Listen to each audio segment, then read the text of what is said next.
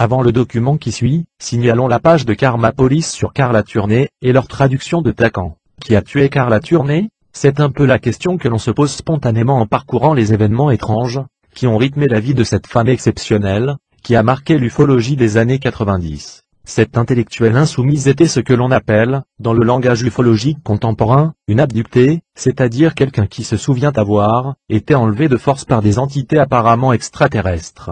Elle était surtout une chercheuse au parler vrai, qui prit le risque de parler publiquement de son expérience, et qui n'hésita pas à naviguer à contre-courant des idées reçues pour défendre l'intégrité de ceux qui, comme elle, ont pénétré un monde inconnu. Elle laissera derrière elle 3 ouvrages clés encore mal connus, et pourtant indispensables pour qui veut comprendre le phénomène des abductions, Un taux de fringe, Takan et Masquerade de Fengel.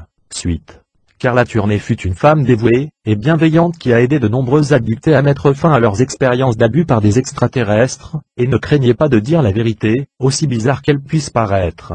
Carla est passée sur l'émission de Montel Williams, et d'autres programmes pour parler de ses recherches. Elle est décédée à cause d'une forme particulièrement fatale de cancer terminal. Elle nous manquera. Certains soupçonnent que le cancer fut induit par des radiations reçues d'abductions antérieures. Carla Tourné avait été physiquement abductée peu de temps auparavant. C'est une interview assez étendue, donc nous ne nous concentrerons que sur les points majeurs. Introduction. CF, vous êtes largement reconnu comme une des expertes phares dans le domaine des ovnis, et de la recherche sur les abductions extraterrestres. Comment avez-vous commencé à étudier ces choses?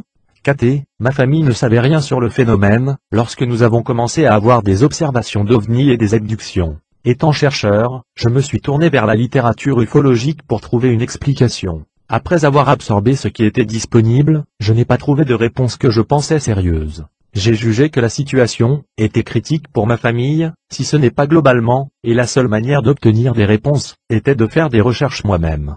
Pour faire des recherches, dans ce cas, la seule possibilité était d'aller sur le terrain et de traiter des cas d'abduction. Histoire personnelle, Un taux de fringe. CF, est-ce qu'Un taux de fringe en fut le premier résultat? Le premier livre de Carla.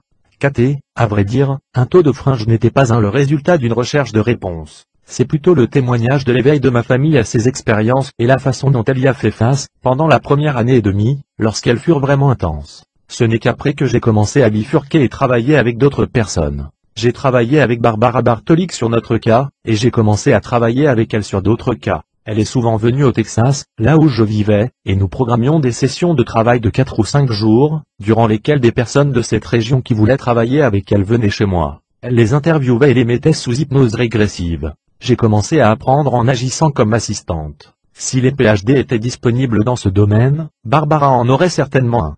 Travailler avec elle s'est avéré beaucoup plus pédagogique que ma carrière académique.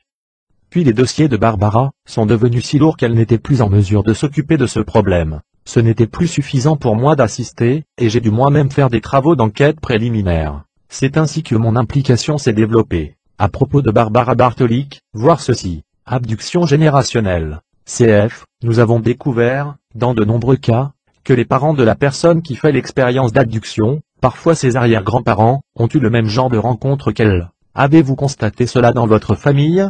KT, oui, c'est absolument transgénérationnel dans la famille d'Elton. Elton, le mari du docteur Tourné, avait reçu le pseudonyme de Cazet dans les livres Un taux de fringe et Takan. Il ne pense plus que ce soit nécessaire de couvrir son identité avant le décès de la grand-mère d'Elton, en 1990 ou 1991. La famille savait qu'elle était proche de la fin de ses jours ici, donc ils lui ont demandé de raconter certaines vieilles histoires, et ont filmé sa réponse pour la postérité. Ma grand-mère a refusé de dire quoi que ce soit, parce que c'était simplement trop effrayant pour elle. Elle n'avait même pas fini de lire Un taux de fringe. À chaque fois qu'elle lisait une page ou deux, elle en était si bouleversée qu'elle ne pouvait pas aller plus loin, ce qui me dit qu'il y a sans doute une raison à ses sentiments. Je me souviens qu'en 1965, lorsque j'étais candidate au baccalauréat au lycée, une grande vague d'ovnis faisait la une de la presse nationale. Ce fut l'une des rares fois que je faisais attention à la question ovni. Un jour, ma mère et moi écoutions la TV en faisant quelque chose dans la cuisine. Walter Cronkite parlait de la vague ovni, et j'ai dit à ma mère que si un ovni atterrissait dans l'arrière-cour, je monterais probablement dedans.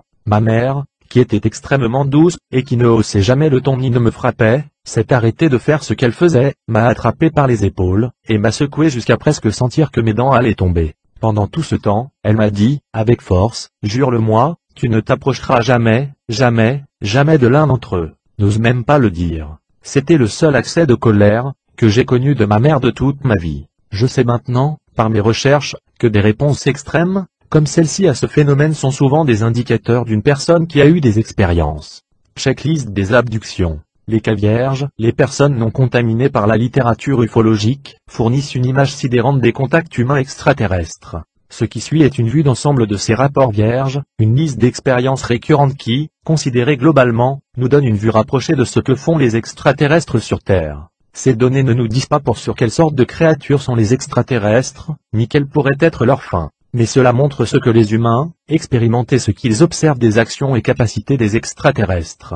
Chaque détail de la liste qui suit, a été rapporté par plus d'un abducté, et dans de nombreux cas les détails apparaissent fréquemment. Si ces rapports peuvent être crus, et il n'y a aucune raison de douter de l'honnêteté des témoins, le phénomène d'abduction comprend les détails suivants. Les extraterrestres peuvent altérer la perception de notre environnement. Les extraterrestres peuvent contrôler ce que nous pensons voir. Ils peuvent nous apparaître sous n'importe quelle apparence, ou forme. Les extraterrestres peuvent nous emporter, ou nos consciences, hors de nos corps physiques, désactiver le contrôle de nos corps, y installer une de leurs propres entités, et utiliser nos corps comme véhicules pour leurs propres activités avant de replacer nos consciences dans nos corps. Les extraterrestres peuvent être présents autour de nous, dans un état invisible et peuvent se rendre seulement partiellement visibles. Les abductés reçoivent des marques sur leur corps, autres que les fameuses coupes et les cicatrices linéaires. Ces autres marques comprennent des points isolés, de grandes meurtrissures, des marques de griffes de 3 ou 4 doigts, et des triangles de toutes sortes possibles. Note, les travaux récents développent montrent qu'il n'y a pas que ces marques mais aussi des signes visibles sous lumière UV.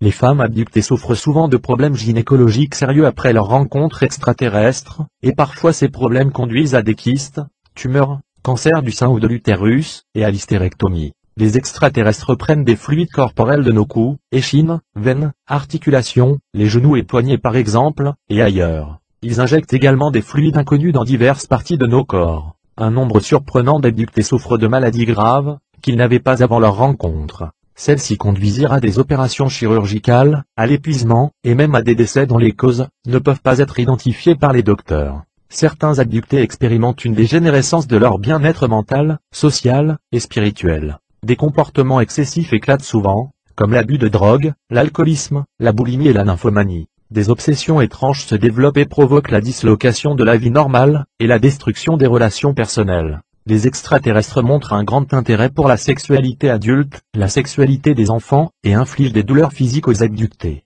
Les abductés se souviennent d'avoir été instruits et entraînés par les extraterrestres. Cet entraînement peut prendre la forme de leçons verbales ou télépathiques, diaporamas, ou utilisation pratique de technologies extraterrestres. Les abductés rapportent avoir été emmenés dans des installations dans lesquelles ils rencontrent pas seulement des extraterrestres, mais aussi des humains à l'allure normale, parfois en uniforme militaire travaillant avec les ravisseurs extraterrestres. Note, lire le livre de Richard Sodé, Underwater in Underground Base. Les abductés rencontrent souvent plus d'une sorte d'extraterrestre durant une même expérience, pas seulement les gris, ils peuvent voir toutes les combinaisons possibles de gris, reptoïdes, insectoïdes, blonds, et Widang-PA durant une abduction, à bord du même vaisseau ou dans la même installation. Les cas d'abductés vierges rapportent avoir été emmenés dans des installations souterraines où ils voient des créatures hybrides grotesques, des nurseries de fœtus d'humanoïdes hybrides, et des cuves de liquide coloré remplis de morceaux de corps humains. Les abductés rapportent avoir vu d'autres humains dans ces installations être vidés de leur sang, mutilés, écorchés, et démembrés, et être empilés, sans vie, comme des bûches de bois. Certains abductés ont été menacés qu'eux aussi, s'ils ne coopéraient pas avec leurs ravisseurs extraterrestres, finiraient de la sorte.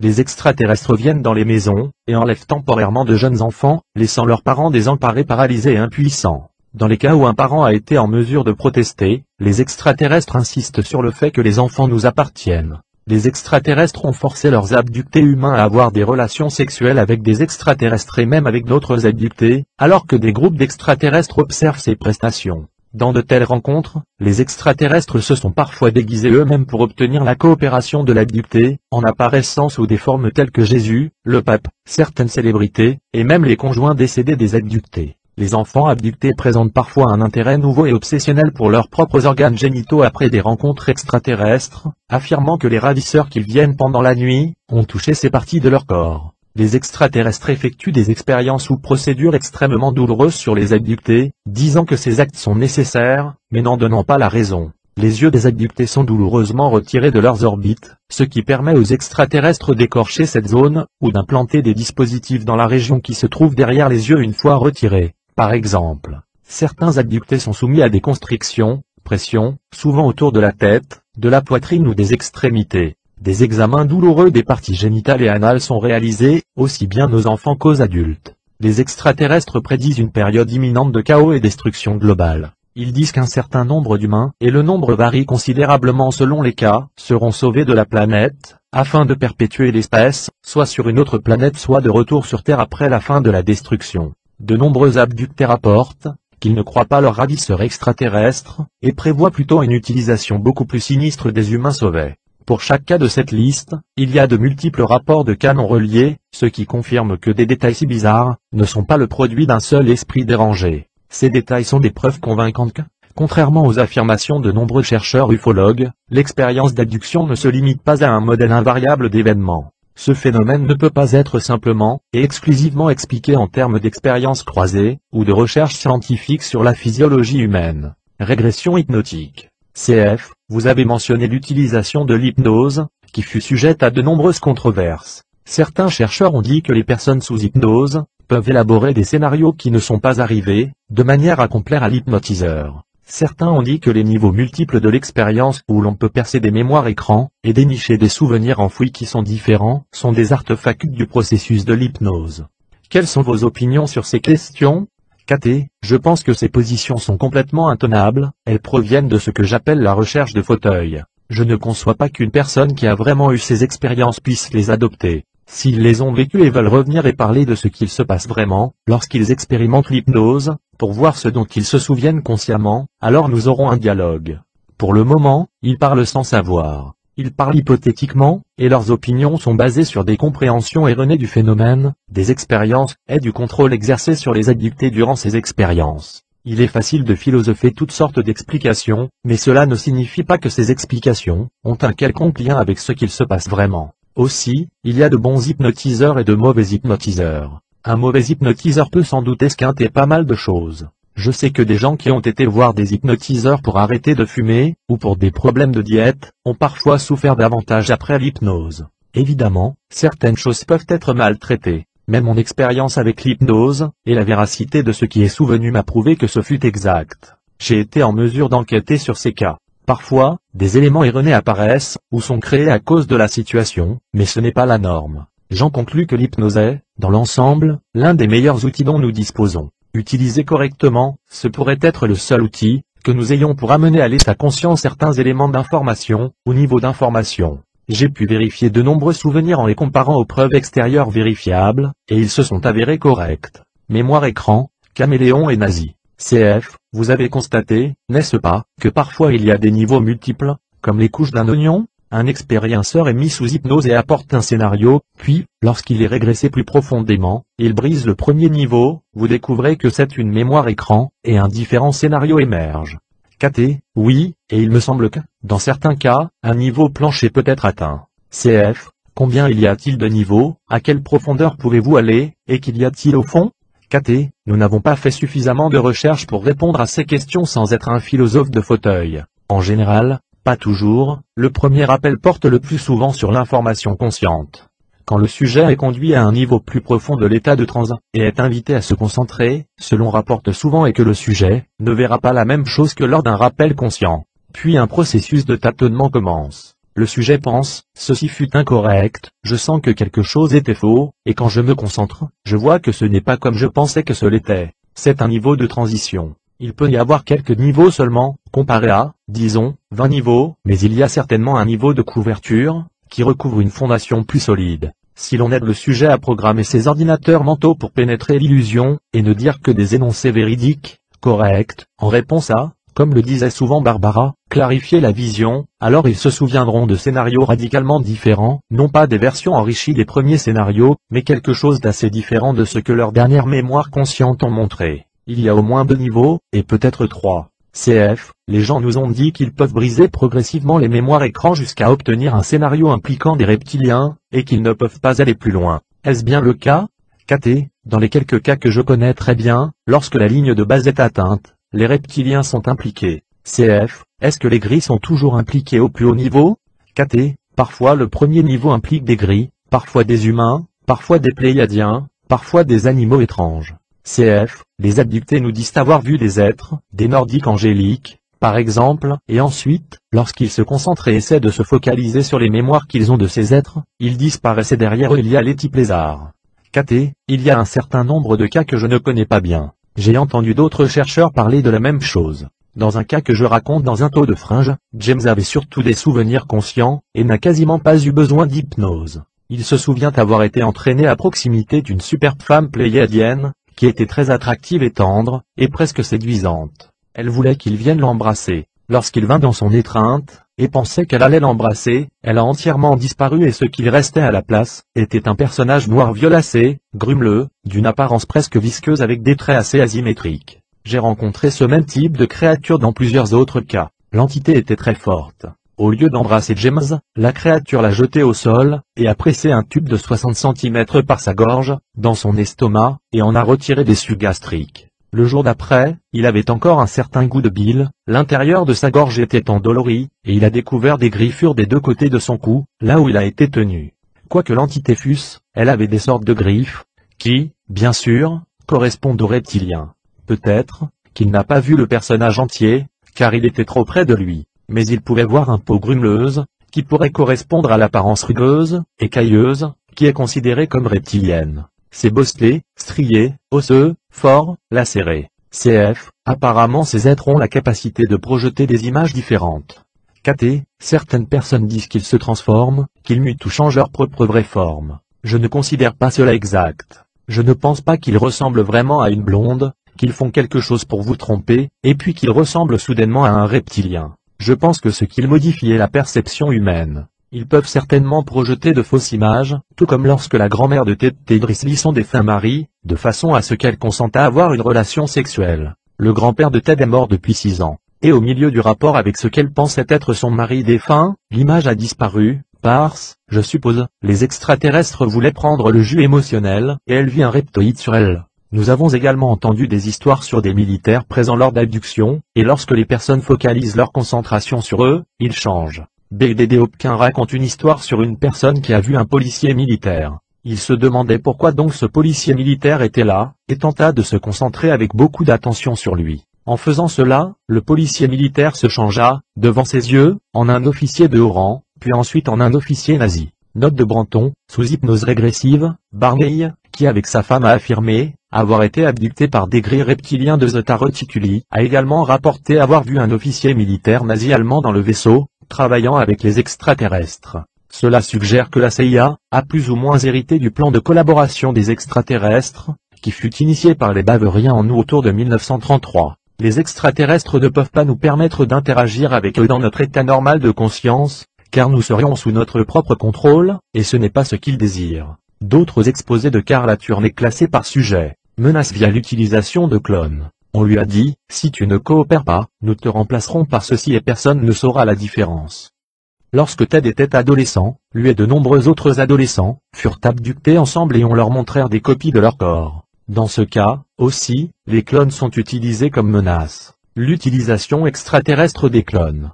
Ted se souvient d'une opération dans laquelle son corps original fut tué. Ils lui ont d'abord donné à boire une substance luisante, verte, brûlante. Ça l'a rendu très nauséeux. Il a vomi immédiatement, et alors ils lui ont coupé sa tête, et son fluide vital fut drainé de son corps vers un récipient. Lorsque son énergie d'âme, ou appelez ça comme vous voulez, vint hors de son corps, elle est restée attachée au corps à cette zone de liquide grumeleux, luisant, et vert. Il semblait être incapable de s'en libérer. Ils ont aspiré cela dans une petite boîte noire, qui fut posée sur un comptoir, pendant que les extraterrestres préparaient son nouveau corps cloné. Puis ils mirent des implants dans les épaules, le cou et les pieds du nouveau corps pour l'activer. Une fois qu'il a commencé à respirer, l'énergie d'âme pouvait y être insérée. Son énergie d'âme, qui avait été entreposée dans la petite boîte noire après la mort de son premier corps, fut introduite dans le nouveau corps, et puisque le corps respirait, elle y fut piégée. Note de Branton, durant cette abduction, Ted rencontra 2 autres clones, un jeune garçon et une fille. Ceci se déroula dans une énorme station spatiale, de couleur verte foncée avec des pointes qui en sortent, comme on peut en voir sur une vieille mine flottante de la Seconde Guerre mondiale. De plus petits vaisseaux entraient et sortaient via ces extensions en tube. il n'a rencontré que quelques humanoïdes sur ce vaisseau gigantesque, une femme aux cheveux roux avec peu ou pas d'expression émotionnelle, un homme de type hybride aux des cheveux foncés, ayant des dispositions malveillantes, et un homme gentil avec des sortes de cheveux courts et blonds, qui tenta de dissoudre toutes ses appréhensions. Bien qu'il y avait dans cette énorme station des sortes de gens de type Bigfoot, des humanoïdes poilus nains, de grands insectoïdes montent avec des traits faciaux remarquablement humains, et de nombreux êtres bizarres et grotesques, qui semblaient être des hybrides génétiques avec des caractéristiques humaines et animales, la grande majorité des extraterrestres, étaient de la variété commune des gris reptiliens insectoïdes. Les dracos ont-ils besoin d'énergie émotionnelle comme nourriture? Évidemment, un corps qui a une énergie d'âme en lui, un qui absorbe certaines sortes d'énergie émotionnelle, est plus nourrissant qu'un corps plat, qui n'a pas été au travers des processus de la vie. Disons que, à 8 ou 9 ans, vous en avez déjà vécu, et vous avez une sorte de stockage émotionnel qui est déjà en marche. S'ils tuent votre corps nutritif absolument délicieux pour leur utilisation, et mettent le matériel de votre âme dans un corps cloné, qui n'a pas eu d'expérience de vie, alors ils peuvent vous laisser aller plusieurs années de plus, dans ce corps pour qu'une énergie émotionnelle se construise en lui. Alors, pour eux, il sera prêt à manger, et ils peuvent reproduire ce processus de nombreuses fois. Vampire psychique et trauma émotionnel induit. Les abductés sont soumis à d'autres types de programmation et contraintes. Le seul point commun que je peux voir en eux tous, jusqu'à présent, c'est qu'ils provoquent de grandes tourmentes et produisent de grandes quantités d'énergie émotionnelle. Et peut-être des corps plus savoureux, mais certainement une production d'énergie immédiate. Comment les extraterrestres peuvent contrôler les dirigeants? Personnellement, je pense que l'on peut contrôler plus facilement les dirigeants avec des implants. Maintenant, s'ils voulaient utiliser l'une de leurs propres âmes, peut-être pour occuper le corps d'un politicien, et à plein temps par le biais de celui-ci, ce pourrait être réalisé. Peut-être qu'ils pourraient simplement retirer l'âme et y attacher une autre. Ils ont la capacité de récupérer ce que nous appelons l'âme, la stocker dans un récipient, et puis la replacer dans un autre corps. Ils peuvent la mettre dans le corps qu'ils souhaitent, n'importe lequel. Aucun ET. Éthiquement, positif, j'accepte qu'il y ait des forces intelligentes, qui peuvent nous contacter et nous informer, peut-être pour nous aider nous-mêmes. Spirituellement avancés? 2 points. Et il devient clair à partir de ces détails que les êtres qui font de telles choses, ne peuvent pas être vus comme spirituellement avancés, avec le meilleur intérêt à l'esprit pour la race humaine. Quelque chose d'autre se passe, quelque chose de bien plus douloureux et effrayant, dans beaucoup de rencontres d'abduction. Il y a une théorie actuelle dans la recherche ufologique, qui dit que les abductés perçoivent leurs expériences d'une façon négative seulement, parce qu'ils ne sont eux-mêmes pas spirituellement ou psychiquement avancés. Les personnes avec un développement cosmique ont des rencontres extraterrestres positives, prétend la théorie, et ceux qui ont des expériences douloureuses ou effrayantes ont simplement des néandertals spirituels. C'est une théorie chouchoutée par de chercheurs qui affirment que les extraterrestres, qu'ils soient objectivement réels ou non, servent de miroir à notre nature spirituelle, sur une base individuelle ou étendue à l'espèce. Stribé a exprimé cette théorie, par exemple, dans Majestic, lorsqu'il dit « Dans les yeux des autres les extraterrestres, nous qui les avons rencontrés nous sommes vus nous-mêmes. » Et là, il y avait des démons. Note de Branton, dans une partie de l'émission Strange Universe TV, Whitley Stribé a commenté une cassette vidéo d'un interrogatoire militaire d'un gris reptilien de la zone 51. Stribé a montré une extrême colère, et a déclaré en substance qu'il était stupéfait, que l'une de ces personnes magnifiques, pouvait être dans une telle situation, et que l'interrogatoire fut l'un des actes les plus malfaisants de l'histoire humaine. Stribé a maintes et maintes fois rapporté dans ses écrits de la terreur absolue, et de la malfaisance qu'il a rencontrée en relation avec les extraterrestres.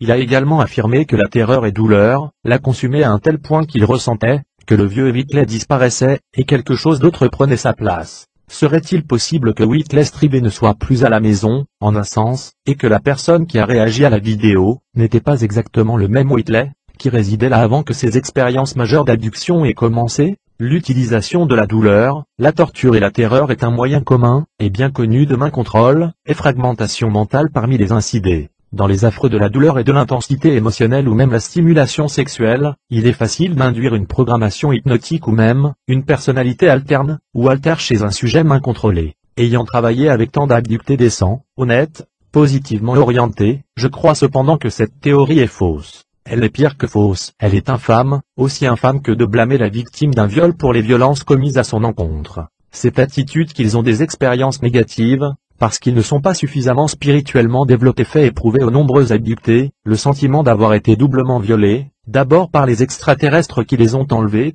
puis par les chercheurs ufologues envers qui ils cherchent de l'aide et des explications. Mais il est facile de comprendre pourquoi une telle théorie serait si populaire. Les humains ont un besoin profond de croire en la puissance du bien. Nous avons besoin que les extraterrestres soient une bonne force, car nous nous sentons si démunis en leur présence. Et nous avons besoin qu'une force supérieure nous offre un espoir de salut, à la fois personnellement et globalement, lorsque nous considérons le triste état du monde. Je pense que les extraterrestres savent cela de nous, ils savent que nous voulons et espérons qu'ils soient des créatures bienveillantes, et ils utilisent nos désirs de bonté pour nous manipuler. Quelle meilleure manière d'obtenir notre coopération y a-t-il, que de nous dire que les choses qu'ils font sont pour notre propre bien? Mais examinons les actions, les résultats de l'interférence extraterrestre, comme la longue liste ci-dessus. Il y a une grande différence entre ce que nous désirons d'eux et ce qu'ils nous font. On nous dit aussi que les extraterrestres sont ici pour nous sauver de la destruction de notre planète à cause de la violence, des drogues, des maladies épidémiques, de la pollution, du délabrement des ressources. Et peu importe si ces problèmes se sont amplifiés et ont empiré, depuis que les établissements ont commencé à nous rendre visite. Kidnapping bienveillant, les rapports d'abduction ne sont pas tous remplis d'événements effrayants et douloureux, bien sûr. Beaucoup de gens disent que leurs rencontres extraterrestres furent ressenties comme bienveillantes, que leurs abducteurs les ont traités gentiment ou du moins, avec un détachement scientifique. Certains abductés se souviennent d'avoir entendu qu'ils étaient spéciaux, qu'ils avaient été choisis, et qu'ils avaient une tâche importante à accomplir pour le bien de l'humanité. Devant de tels messages positifs, les abductés peuvent dénier la peur et la douleur de leur rencontre, et se convaincre eux-mêmes et les autres qu'il existe un motif supérieur sous-jacent à l'expérience d'abduction. Et, en certains cas, tout ce dont se souvient un abducté, est une rencontre bienveillante, de sorte qu'il n'y a donc aucune raison de supposer que des actions négatives se soient produites. Davantage sur les mémoires écrans. Une recherche intensive montre qu'il y a au cœur de l'interaction humaine extraterrestre, une nette tendance à la mystification. Nous savons, par exemple, que les mémoires écrans sont souvent utilisées pour masquer une abduction extraterrestre. De tels témoignages abondent, dans lesquels une personne voit un animal familier, et cependant incongru au mauvais endroit, comme un cerf ou hibou, un singe ou un lapin, et puis fait expérience d'un missing time temps manquant. Souvent, la personne se réveille en trouvant après une cicatrice inexpliquée sur son corps. L'appréhension de la rencontre va persister, cependant, et de très différents souvenirs peuvent commencer à faire surface dans des rêves ou flashbacks. La personne recherchera ensuite de l'aide pour expliquer son malaise. La régression hypnotique est fréquemment utilisée pour retrouver les événements derrière les mémoires écrans, et c'est alors qu'une abduction extraterrestre typique émerge. Les recherches les plus récentes dans lesquelles je fus impliqué montrèrent une seconde sorte de processus de camouflage. Si cela se révèle être exact, alors des milliers de cas d'abduction ont un besoin urgent de réinspection. Le scénario typique du passage par l'hypnose régressive est la pénétration des premiers souvenirs bloqués. L'abducté se souvient ensuite d'une rencontre, jusqu'ici oubliée, comme un examen physique d'une certaine sorte, peut-être avec des tissus corporels enlevés, ou un examen gynécologique. D'autres rapports typiques comprennent la prise de sperme et d'ovules, le fait d'être informé d'une tâche importante à réaliser, ou recevoir un avertissement de la catastrophe prochaine. Et dans la plupart des cas, à la fois l'abducté et l'enquêteur sortent de la session d'hypnose avec le sentiment qu'ils ont découvert la vérité sur l'expérience. La rationalisation conduit à croire que les fins des extraterrestres doivent être scientifiquement objectives ou bienveillantes. Moins les souvenirs rappelés sous hypnose sont menaçants, plus ils sont bienveillants, plus l'enquêteur et l'abducté sont satisfaits. Ce n'était pas si mal, finalement, n'est-ce pas? Ces êtres sont nos amis, ou du moins ils ne sont pas nos ennemis. Et tout le monde s'en va avec un sentiment de soulagement. J'attends encore d'entendre un chercheur qui met en doute les premiers scénarios découverts. Mais dans plusieurs cas récents, il est apparent que ces mémoires rappelées pourraient aussi être un autre écran, masquant des événements qui sont beaucoup plus répréhensibles. Je vais vous exposer un de ces cas, pour clarifier la question. Un rapport étrange. Un homme à la fin de la quarantaine vint nous voir pour faire des recherches sur plusieurs événements liés aux extraterrestres dans sa vie, et dans son interview il a parlé d'un étrange épisode, qu'il a hanté depuis son enfance, bien qu'apparemment non orienté sur les extraterrestres. Lorsqu'il avait 10 ans, sa grand-mère vint le voir chez lui, et puisque la maison n'était petite, elle partagea son lit lors de la première nuit de sa visite. Pendant la nuit, le garçon fut réveillé par une forte voix d'homme. Il ne pouvait pas comprendre ce que disait la voix, mais elle semblait en colère et s'adressait à sa grand-mère qui était allongée près de lui. Le lendemain matin, il a demandé à sa grand-mère quelle était cette voix dans la chambre à coucher la nuit dernière. Sa grand-mère, les larmes aux yeux, le pressa contre elle et a dit « C'était le diable ». Elle n'a rien dit de plus sur cet épisode, mais elle insista que son fils la ramène chez elle immédiatement. C'était une demande déraisonnable, et son fils tenta de lui parler. Mais la grand-mère était catégorique, et finalement son fils accepta de l'emmener chez elle le jour suivant. Toute la famille fit un voyage de plus de 160 km jusqu'à la ferme de la grand-mère, et 1 heure après son arrivée, la grand-mère fut victime d'un fort accident cérébral et mourut. Depuis cet événement, l'homme avait senti un lourd fardeau de culpabilité associé à la mort de sa grand-mère.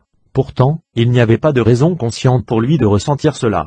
Tout l'événement était poignant et rendait perplexe, mais dans toutes les rencontres extraterrestres qu'il a ensuite subies, il avait ressenti que les extraterrestres l'aidaient à élargir ses capacités psychiques. Une session de régression fut organisée, et durant l'hypnose, il a été invité à regarder cette expérience de son enfance. Ce dont il s'est souvenu fut une abduction dans laquelle lui et sa grand-mère furent emmenés dans un vaisseau en compagnie d'extraterrestres reptiliens. Il s'est rappelé que les extraterrestres dirent à sa grand-mère qu'ils étaient intéressés par sa connaissance des plantes médicinales, et ils lui ont proposé d'échanger des informations médicales. Ils donnèrent au garçon et à la grand-mère un liquide à boire, expliquant que c'était bénéfique, et que cela rajeunirait la grand-mère, et la rendrait de nouveau attirante. Donc de burent le liquide, et l'homme se souvint d'avoir effectivement vu sa grand-mère paraître beaucoup plus jeune. Telle fut l'étendue de ses souvenirs. Lui-même et Madame Bartolique, qui conduisait la régression, furent intrigués par cela, parce qu'il n'y avait rien dans cet épisode qui puisse expliquer la culpabilité qu'il ressentait pour la mort de sa grand-mère. Donc Madame Bartolique a approfondi le niveau de transe de l'homme, et lui a demandé de revoir la scène avec une vision clarifiée. Et ce dont il s'est alors rappelé était bien plus troublant. L'abduction, au début, succédait à ses premiers souvenirs. Mais lorsqu'il a bu le liquide, il s'est maintenant souvenu d'une très forte sensation de changement dans son corps. Et il vit que sa grand-mère n'avait pas réellement l'air plus jeune. Au lieu de cela, elle fut placée sur une table, et était approchée par l'un des extraterrestres reptiliens, qui voulait avoir une relation sexuelle avec elle. Le liquide avait agi comme un aphrodisiaque, bien que la grand-mère résistait et disait que depuis la mort de son mari, elle n'allait plus avoir de rapport sexuel avec quiconque. Le reptilien a ri et a momentanément disparu de la chambre. Lorsqu'il est revenu, il était accompagné d'un homme qui ressemblait exactement à son défunt mari. À ce moment-là, la grand-mère a accepté d'avoir une relation sexuelle, mais alors que l'acte était en cours, elle réalisa soudainement que l'image de son mari défunt était une illusion cruelle. C'était en fait le reptilien sur elle, et elle cria dans une vive résistance de la laisser seule. Une fois qu'il en avait fini avec elle, il a soulevé le petit garçon, et l'a placé dessus la grand-mère, la forçant à avoir un autre acte sexuel sur eux deux. Puis la grand-mère fut retirée de la table, et le petit garçon fut lui-même victime du reptilien, forcé d'avoir des relations anales et orales. La grand-mère a violemment protesté, repoussant le reptilien de son petit-fils, et s'interposant entre les deux. « Par Jésus, cria-t-elle, tu ne toucheras pas à ce garçon. » Ce devait être une mauvaise chose à dire, parce que le reptilien est devenu très en colère et l'a menacé. « Tu vas mourir pour ça », lui a-t-il dit, et les deux personnes retournèrent à la chambre dans laquelle ils avaient été enlevés. Le lendemain matin, la grand-mère a dit au petit garçon que le diable avait été là la nuit précédente, et c'est alors qu'elle insista pour revenir chez elle. Et, comme cela s'est avéré, elle est morte juste après. C'était donc la raison du sentiment de culpabilité de l'homme au sujet de sa mort. Il avait été forcé d'avoir des relations sexuelles avec elle, et sa mort avait suivi peu de temps après. Mais rien de cela ne serait apparu, si Madame Bartolique n'avait pas fait, ce que la plupart des enquêteurs ne font pas et avait abandonné la régression après avoir mis au jour, l'histoire de l'échange de connaissances médicinales. Il existe d'autres cas dans nos dossiers qui présentent des mystifications similaires à l'œuvre dans le premier appel hypnotique. Nous ne pouvons pas faire confiance à cette première mémoire, il est clair que, comme dans bien d'autres expériences d'abduction, il peut y avoir une dissimulation des événements. Avant de nous laisser croire en la bienveillance de l'interaction extraterrestre, nous devrions nous demander pourquoi des êtres spirituellement avancés ont besoin du couvert de la nuit pour accomplir de bonnes actions. Pourquoi ont-ils besoin de nous paralyser et nous rendre impuissants à résister? Pourquoi est-ce que des anges ont besoin de voler nos fœtus? Pourquoi ont-ils besoin de manipuler les organes génitaux de nos enfants et de sonder nos rectums? La peur, la douleur et la mystification sont-elles compatibles avec de hautes motivations spirituelles? L'interview continue. En réponse à une question sur la nature de vampire psychique des extraterrestres, Carla déclare. KT, oui, maintenant vous en arrivez à ce qui pourrait être le point essentiel de la moisson. Il se peut qu'ils n'aient pas seulement besoin d'énergie émotionnelle, mais qu'au moins une de leurs factions utilise effectivement nos corps physiques et si je devais deviner, je dirais que ce sont les reptoïdes. Ils tentent avec difficulté de nous détacher de nos propres corps en nous disant que ce sont seulement des containers. Pourquoi? Parce qu'ils mangent nos corps. Si une vache savait que vous alliez la manger, vous voudriez dire à cette vache si elle pouvait comprendre, ton corps n'est pas important, il ne compte pas. En réponse à une question sur la nature spirituelle des grilles et des reptiloïdes. KT, je pense qu'il faut réfléchir à cela. Je ne crois pas que les grilles ont des âmes, mais qu'ils sont plus comme des Frankenstein ou zombies, ou le terme que vous voulez employer pour morts vivants. Lorsque je fus avec eux, j'eus le sentiment écrasant qu'ils ne sont pas en vie, qu'ils sont morts. Note de Branton, ou, comme l'enquêteur Val Valorian le dit, qu'ils ont une antivie. Le docteur Gregory Elittle a ajouté ceci au sujet des expériences de Carla Turney. Carla disait qu'elle rentrait chez elle, lorsqu'un être a saisi son bras. La créature lui a dit qu'elle était sa mère, mais Carla a déclaré qu'elle ressemblait à une sauterelle géante. Une autre fois, Carla rentrait chez elle par son arrière-cour quand elle sentit avoir comme heurté une clôture électrifiée. Je ne me sentais pas bien, ne bougeais pas bien, il y avait une lueur partout, je me suis arrêté, et j'ai vu 4 êtres gris, se tenir côté à côté dans mon jardin. Je supposais que c'était une hallucination, mais, j'étais réveillé, pourquoi? Je sentais que je pouvais voir à travers eux et ils m'ont parlé par télépathie. Salutations, nous sommes vos ancêtres, ont-ils dit. Nous sommes une partie de vous, mais nous sommes réels. Je ne pouvais pas bouger normalement, a poursuivi Carla. Puis 2 femelles derrière moi se sont approchées, elles ont commencé à bourdonner. Elles vous donnent des instructions, m'ont-ils dit. Carla et Casey son mari se sont associés à divers enquêteurs du MUFON depuis la découverte de leurs souvenirs, et ils conduisaient eux-mêmes diverses enquêtes. Ils se sont en quelque sorte spécialisés dans les abductions sexuelles, et ont été influencés par les livres populaires Intrudés, Missing Time, et d'autres. Les extraterrestres modernes liés aux abductions sexuelles semblent maintenant se diviser en 3 grandes catégories. Les gris traditionnels sont quasiment toujours présents. Les gris masculins s'engagent rarement dans des rapports sexuels, mais les gris féminins le font. Les gris branchent souvent des appareils bizarres sur les organes sexuels des abductés, et insèrent des aiguilles dans la tentative apparente de recueillir des échantillons de sperme et d'ovules. Puis il y a les créatures plus sinistres décrites comme étant les reptiliens, les sortes de sauterelles et les sortes de mantes. Ces créatures, dont les organes sexuels sont décrits comme étant glacés, ont souvent des rapports sexuels avec les humains. Finalement, il y a des créatures qui, à l'exception de leurs vêtements, seraient indissociables des humains. Elles sont parfois décrites comme ayant une apparence nordique, grands blonds avec des yeux bleus. Ces abducteurs ont eu parfois des rapports sexuels avec les abductés. Note de Branton, ici, le docteur Little tente de combler le fossé entre les aspects technologiques et métaphysiques du phénomène OVNI en révélant les liens directs entre de nombreuses rencontres OVNI modernes et les anciennes rencontres avec des incubes, succubes, fées, élémentaux et d'autres êtres du genre démon, et les nombreuses similarités qu'il y a entre ces anciennes abductions démoniaques et les abductions extraterrestres modernes. Tout comme le font les abducteurs OVNI modernes, les démons recueillaient des échantillons de sperme des victimes masculines depuis longtemps. Selon les anciens rapports, les succubes recueillent le sperme des victimes masculines, de sorte que le démon puisse pleinement accomplir l'acte sexuel, et parfois féconder sa victime féminine en se comportant comme un incube. Saint Thomas d'Aquin, dans le livre Somme théologique, écrivait au XIIIe siècle. Les diables collectent en effet la semence humaine à l'aide de moyens capables de produire des effets sur le corps, ils peuvent transférer la semence collectée, et l'injecter dans d'autres corps. Si parfois les enfants sont nés de rapports sexuels avec les démons, ce n'est pas à cause du sperme émis par eux, ou des corps qu'ils possèdent, mais à cause de sperme pris de certains hommes à cette fin, voyant que le même démon qui agit en tant que succube pour un homme devient un incube pour une femme. Pendant plusieurs années il y a eu des rapports d'abduction extraterrestre à des fins sexuelles. À cause du nombre de rapports venant des membres de la jeune Église, une grande attention fut accordée à ce phénomène durant le XIIIe et XIVe siècle. Voici quelques extraits de l'Église de ce temps. De Trinitate, les démons recueillent effectivement le sperme humain, de ce fait les démons peuvent transférer le sperme qu'ils ont recueilli, et l'injecter dans le corps d'autres personnes. Bonaventure a écrit, les démons sous la forme de femmes, désarment les hommes et reçoivent leur sperme, par une ruse habile, les démons en conservent son efficacité sexuelle, et après, ils deviennent incubés et le déversent dans le réceptacle féminin.